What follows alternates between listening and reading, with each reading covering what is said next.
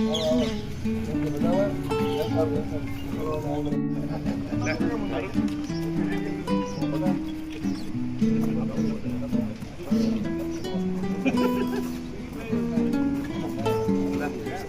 રામ ડાયરા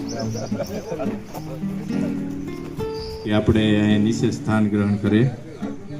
હવે આપણે થોડો ટાઈમ છે એટલે થોડું ઝડપી આંકશું. એટલે આપણા નેતા ત્રણેય આપણે લાગણીને માન સન્માન દઈને આવ્યા છે પોતાનો કિંમતી ટાઈમ કાઢીને, કારણ કે અત્યારે તેમને બધી જ બતાવજો. ત્યારબાદ આપણા સાંસદ શ્રી ભરતભાઈ સુતરિયા, જેમનું સન્માન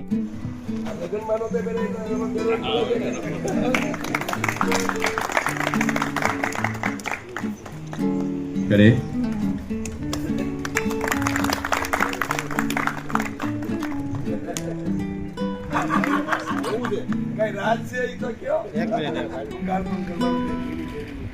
તેમજ આપણા એમએલએ શ્રી ના સ્વાગત માટે આપણે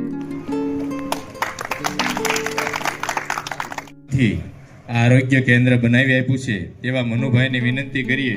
મનુભાઈના સન્માન માટે આપણે મનસુખભાઈને વિનંતી કરીએ કે મનુ દાદાનું સન્માન કરો.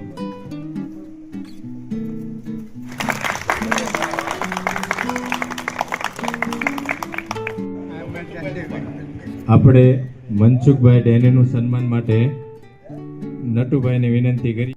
વાસુરભાઈ ફૂલ આરતી કરે.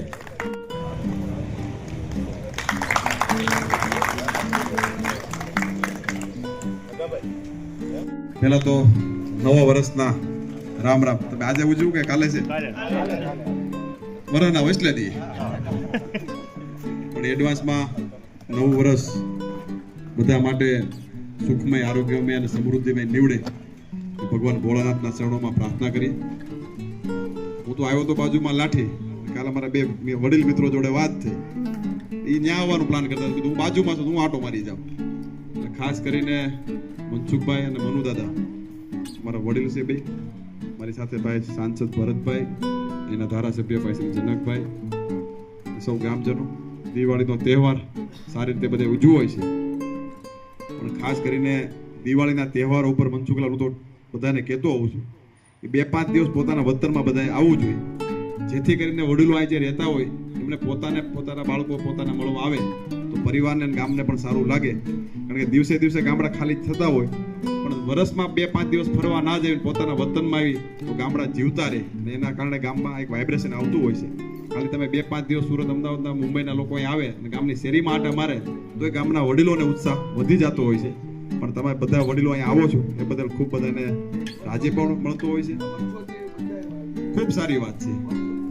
પણ હું અહીં આવ્યો, મારું સન્માન કર્યું ગામ પરિવાર લોકોએ, પીપળવા ગામનો પણ હૃદયથી આભાર માનું છું. અત્યારે કંઈ પ્રવાસનનો વિષય નથી, પણ પીપળવા ગામ મનુ દાદા અને મનસુખભાઈ બે કાયમી માટે ચિંતા કરતા હોય છે. ત્યાંથી બેઠા બેઠા પણ વચમાં મુંબઈ પણ એમની ઘેરે ગયો હતો. અમરેલી મનસુખભાઈ આવે ત્યારે પ્રમુખ સાહેબ મને મળતા હોય છે. મનુભાઈ, મનુ દાદાનો કાયમિક માટે ગામ માટેનો ખૂબ મોટો આગ્રહ હોય છે કે ગામમાં ક્યાંક સારું થાય. હોસ્પિટલ એમણે સારી બનાવી છે, સારા ડોક્ટર અહીં મળે. એટલે મેં એમને કીધું કે સોમવારથી ખુલતા દિવસોની અંદર તમને એક સારા ડોક્ટરની વ્યવસ્થા થઈ જાય એ પ્રકારની વ્યવસ્થા અમે કરાવી આપશું. એટલે એની કોઈ ચિંતા કરતા નહીં. પણ ગામમાં જેટલું મનુ દાદા વરસાય એટલું વરસતા રહેજો, જેથી કરીને ગામની એક શોભા વધતી રહે. એટલે બંને દાતાઓને પણ વિનંતી છે, ગામમાં મનસુખભાઈ ડેનીનું નામ જો બીજા આપવું તો 51 લાખ રૂપિયા તમે કીધું ગામમાં આપવા પડે. 2 નામ રાખજો તમે, 2-25 આપજો, ગામનું પણ સારું થઈ જાય.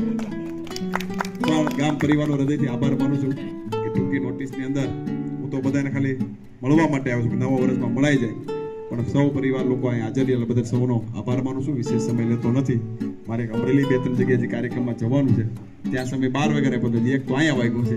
પણ ફરી સૌનો આભાર માનું છું. કાંઈ પણ ગામના નાના મોટા કંઈ પ્રશ્ન હોય તો ધારાસભ્ય, સંસદ સભ્ય તો જાગૃત છે, હું પણ તમારો પાડોશી છું. કાંઈ પણ તો એની ટાઈમ વિના સંકોચે કહેતા રહેજો.